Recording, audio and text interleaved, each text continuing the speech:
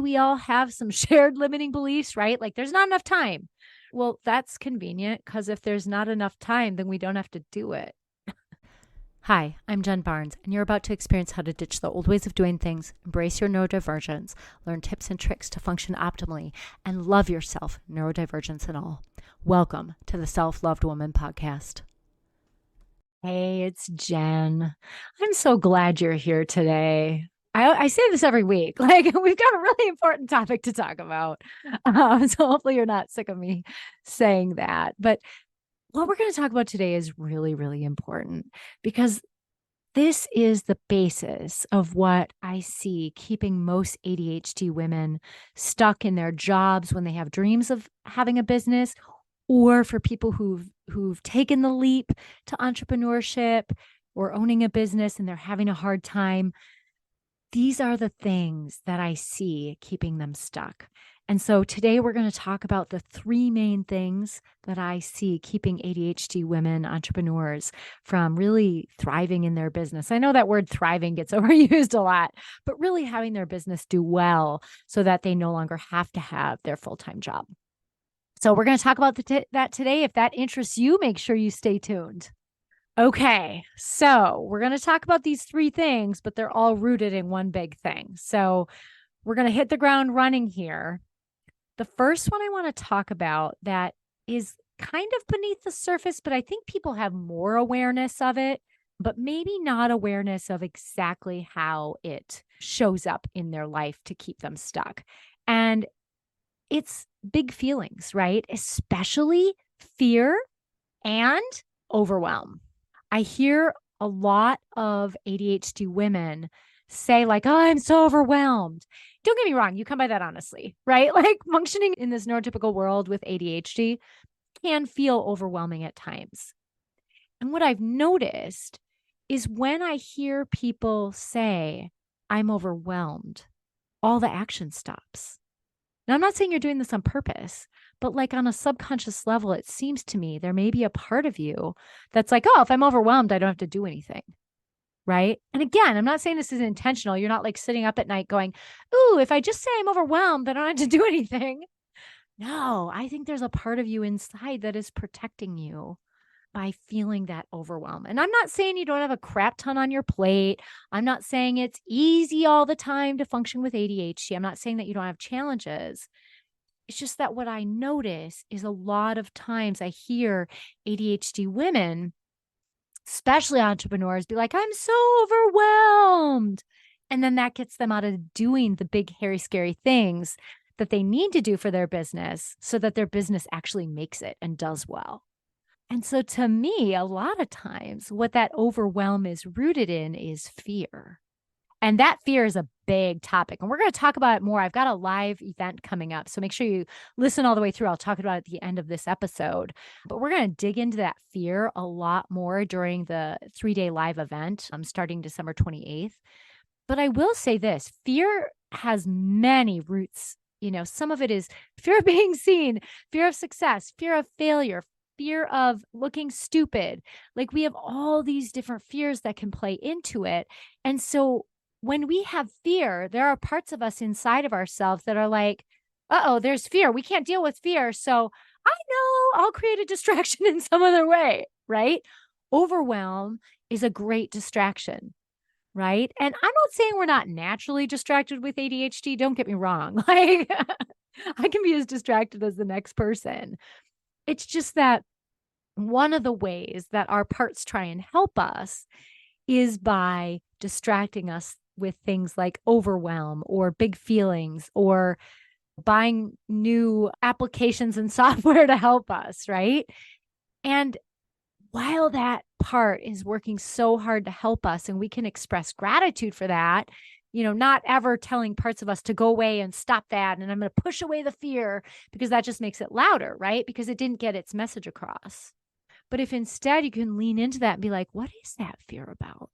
What is that fear about? And we'll talk more about this in the 3-day launch, but really unpacking that and starting to work with it. Because when you do that, you'll be able to move beyond the fear, not because you've pushed it down, but because you are fully aware of the fear you have or that parts of you have, the risks that are involved, and you're doing it with intention. So fear and overwhelm and other big feelings are a big one. The next thing I see, and this ties closely into those big feelings, is limiting beliefs. There are so many limiting beliefs that we have as ADHD women, entrepreneurs, in general in society. And don't get me wrong, I'm not saying like if you're a mom with a newborn and a toddler and a 13-year-old or something and you work full time, okay, that's legit. Like it does feel like you have a really full schedule, right? And when we say, I don't have enough time, what is going on inside of us, right? And being able to dig into that, work with the parts of you who are doing that, because I guarantee when we're hearing those kind of messages, I don't have enough time. Or another big one is, I can't because I have ADHD, or my ADHD won't let me, or my ADHD is in the way. I guarantee when you're doing that, there is a part of you inside that is just trying to protect you. It just wants you to not have to feel the pain. And so if we can get to the bottom of these limiting beliefs that, you have, you can start to see some shifts in your business. Because those beliefs that I'm not good enough, or, oh, they do such a good job, I could never do what they do, or I don't compare or add up, right? I'm not enough. I'm not valued. I can't because I have ADHD, all those limiting beliefs, which I'm just going to say cancel, because I don't want to take any of that on. But when we have those limiting beliefs inside of us, then we're not going to be able to get stuff done because parts of us don't feel safe to let us. Right. So let's say you're trying to put yourself out there with content, right? Or my new project is to do more Instagram reels and TikTok and get on video again more. Right. And if I have any of those limiting beliefs that, oh, I don't look good on camera, or people don't take me seriously, or I don't have value, people don't see my value, I'm not good enough. We have any of those, cancel. But if we have any of those, that's going to get in the way of us taking that step to put our content out there, to create the freebie, to show people how we can actually help them, right? To create a podcast for ourselves and even to launch. So in this upcoming 3-day live that I'm going to teach, we're going to talk about what you can do with these limiting beliefs to start to shift them. Because I got to tell you, this is everything. This is like so much of what's keeping people stuck, and it's beneath the surface. So a lot of times we don't even know that we have this belief, right? Like some of us, especially if you're like me and you've done a lot of your inner work, you can be like, oh yeah, I already worked through my self-worth stuff. I feel pretty great about myself, right? I feel confident. I know what I'm talking about. For me, my many degrees and certifications, like, I don't know, they make me feel like I kind of know what I'm talking about, right? Which then I just have a part in my head go, don't toot your own horn too much. When women do that, people think they're arrogant or something. So to be clear, like, yes, I get that. And like, what's that belief coming up for us when that happens? So if we can start to notice how this comes up for us, and the first step is noticing, right? So we have to build our self-awareness, or maybe even have trusted, honest people around us who will be honest with us to point it out, because a lot of times it's really hard for us to see for ourselves that like, oh, this is what's beneath why I'm not doing this. Yeah. This is why I recommend like a meditation and a writing practice so much, because it starts to sift through some of those things, starts to bring these parts with these concerns to the surface. And we might be able to spot these beliefs, right? Like last night I was at my tap class and I kind of felt left out. I heard people mention Sunday. It sounds like they're going to get together on Sunday, which is great, awesome for them. But I felt left out and it kind of stung for a little while. There was a part of me that felt like, oh yeah, I never fit in, whatever. There were all these old messages that came in, right? And because I've done my inner work, I was able to be like, spot it quickly and be like, oh yeah. So this morning when I did my morning writing, I was able to communicate with those parts of me that felt really hurt by that and work through some of that, give them a voice, but also remember that like, oh yeah, when I belong inside myself, I belong everywhere. And if I'm not invited somewhere, that doesn't mean I don't have value or that I'm not like, I was going to say I'm not cool, but I don't know that I've ever been cool a day in my life, but like, you may be my people if you've thought that, right? Like, but I'm not fitting in or something. But what I know to be true and what I believe with my whole being, except these parts of me that sometimes get triggered, is that the right people find me when I show up authentically. But we don't get to that deeper message unless we do the work. And doing the work, to be able to do it, first we have to spot what's even coming up for us. And you might be thinking, well, how does that relate to a business? Well, let me tell you, it relates a lot, because if we feel like we struggle socially, which I don't know, we all got ADHD. I think most of us struggle socially at one point or another, even if only because we're info dumpers and other people think we interrupt. And I say other people think we interrupt. That's just how we do conversation, right? But neurotypical folks think we're interrupting. And so sometimes socially, we may not do great. There are some people, like my neighbor, she has ADHD. She rocks it socially with her ADHD. I mean, that's amazing, right? She's also a different generation than me. So maybe that's why, I don't know, the younger generations seem a little more accepting and just kind of open to however people's energy is. But how does this relate to our business? Well, if you've ever struggled socially, you're going to be getting out in front of people to bring people into your business, and you're going to be helping people. And all of that is social. And so learning how to spot those times in your personal life where you're like, ooh, that stung, is important to sort through, because guess what's also going to sting? When your content doesn't land. When you do a launch and you don't get as many registrations as you want for the launch itself, let alone people to sign up for your program, right? Or if you do, I shouldn't say if, when you have a hater on your social media, like all of this inner work for ourselves directly relates to our business, because you are your business. You are the business. And yes, I know you're not your business. Like, you are more than your business. I get it. But if you're a small business owner, you're the product, especially if you're a digital, or service provider, you're the product. And so the way that you become the best product possible is by continuing to do this work and dealing with what pops up, right? Because if we don't deal with the limiting beliefs that pop up around the big fears and feelings we have when something happens in our lives, that stuff is going to happen in our business. But I got to tell you, it is just amplified, because you have way more contact with way more people when you're in business, especially if you're in online business, right? Like, there are just so many more people who you interact with there. So you can use those opportunities in your personal life to get a sense of like, ooh, I've got some parts of me who struggle with this, and then do that deeper work. We'll talk more about this in my live, but I want to kind of nod to it.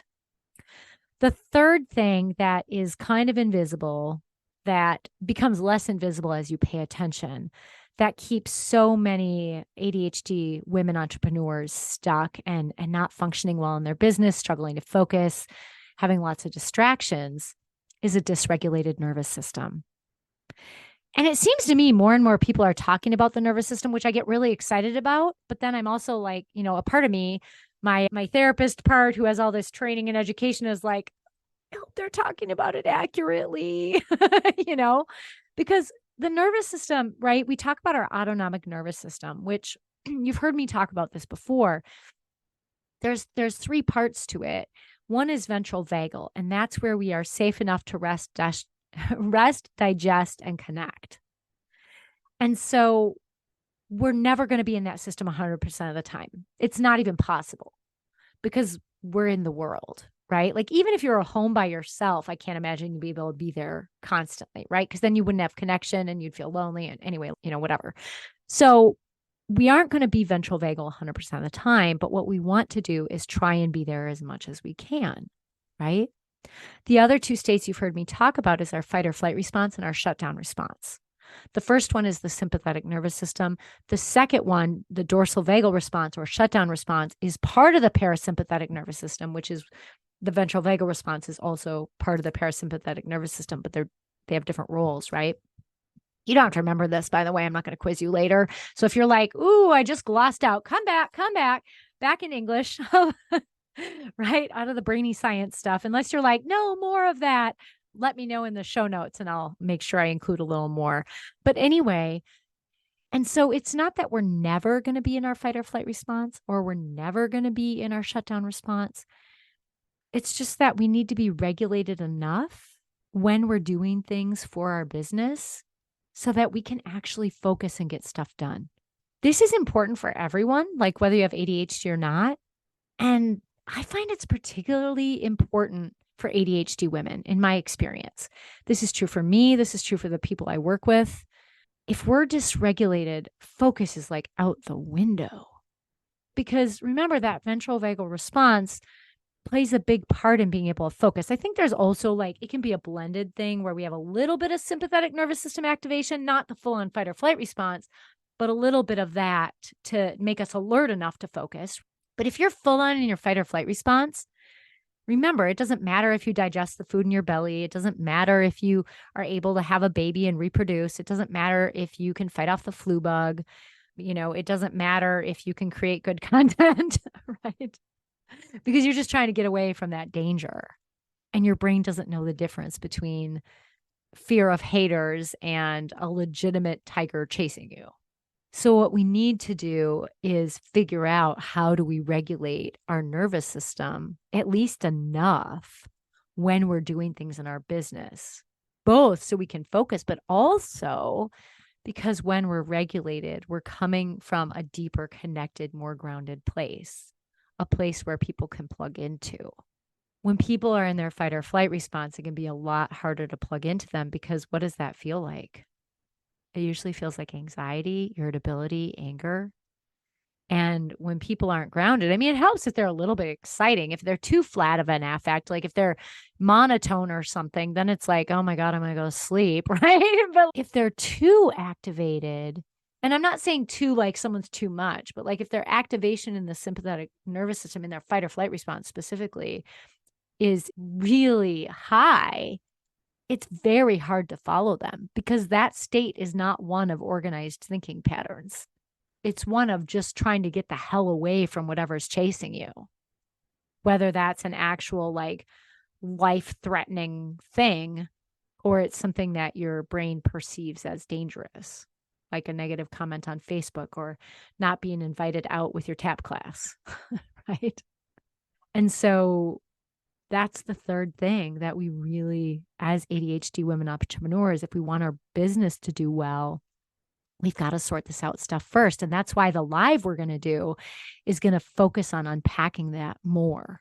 I'll talk a little bit more about the upcoming live in a moment, but I just can't end this podcast without saying this because I'm a trauma therapist first and foremost, right? I have a full-time private practice where I work with complex trauma and a crap ton of ADHD women, right? We attract the people that are like us, right?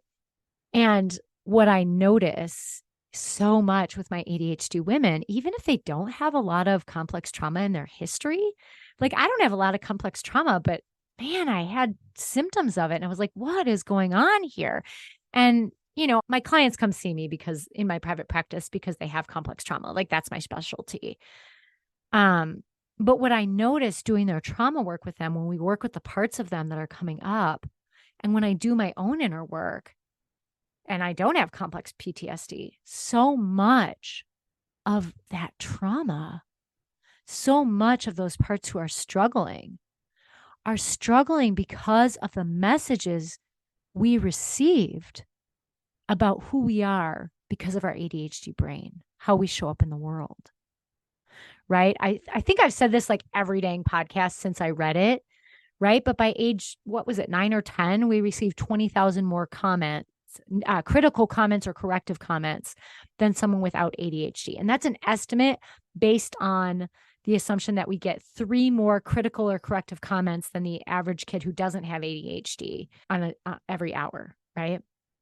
That's a pretty low estimate, I think, right? That comes from a pediatric psychiatrist out of an Ivy League school. And to me, I'm like, yes, right? And I see that with my own eyes in my own self. And when I'm doing my own inner work, the parts of me that struggle, it's all of that. And I see it in my clients too. Yeah, sure.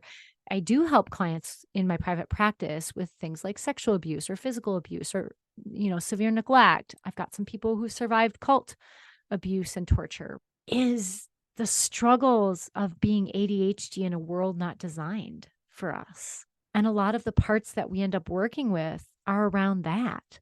That's not to say we don't also do some of the deeper work, or not, I don't want to say deeper, but other work around those other traumas. But remember, your brain doesn't know the difference. And that's crazy, right? Like your brain doesn't know the difference between being tortured or raped and someone criticizing you daily for your ADHD way of being, right? But it's true. Your nervous system doesn't know the difference. And so those things can be experienced as trauma. And, a lot of people are like, I don't have trauma. I had a great childhood. Well, yeah, I'm not saying you didn't have a good childhood. And your nervous system probably holds some stuff. You have parts that hold some stuff around being criticized for your ADHD, or at least constantly corrected, right? I received a lot of criticism, though most of mine was social, because the way I masked my ADHD and stayed out of trouble was through achievement and working so crazy hard and, getting those straight A's, or back when I was in elementary school, it was VGs, right? Very goods. But the thing I would get quote unquote in trouble for is talking too much, right? And I mean, my 8th grade teacher used to throw erasers at our heads when we were talking too much. And when I think back at those of us who got the erasers thrown at our heads, I mean, there were those big honking like elephant erasers, right? Like not the little short black one, but like the big honking one, right? For chalkboards, because we didn't have marker boards back then, at least not in schools. But he would throw those at our heads. And when I think about like, who are the kids that got that the most? It's me and my ADHD classmates who didn't know we had ADHD, because back then barely anyone was diagnosed, let alone women, right? And we can say like, oh yeah, it's fine, it wasn't traumatic. But if you're having a hard time, like stepping out and letting people hear your voice in your business, I guarantee that shit affected you. And that's part of what's holding you back. So if you're listening to this and you're like, wow, I would love to work on this more, I would love for you to join me. I have a 3-day live coming up. We're going to meet for a couple hours on Thursday, December 28th. The morning, well, it's morning my time, of Tuesday, January 2nd, and then again, more afternoon time for Central Time folks on Tuesday, January 4th. And I'm excited to have you work through some of this with me. I'll also in that share a little bit more. If you decide you want to do some of this deeper work with me, I'll share how you can do that. No pressure. You're welcome to come and just enjoy our time together, get what you need. But there will be an opportunity if you're like, wow, Jen, I really need some more guidance around this, to do that deeper work with me. So, and this will all happen right before my 50th birthday in January. So I turned 50 on January 6th. So I'm super excited about that. So this is like my 50th birthday launch bash. I feel like that should be the name, except then no one would know what we're doing. So stay tuned. I will have a link in the comments for how you can register for this. If you're not following the Self-Love Woman Way podcast yet, which is for ADHD women entrepreneurs, please follow. And I would love, love, love if you would share. Let's help each other out by helping other women who need to hear this message get it to them. So thank you so much for being here. I look forward to seeing you next time and seeing you on the 28th. All right, take care.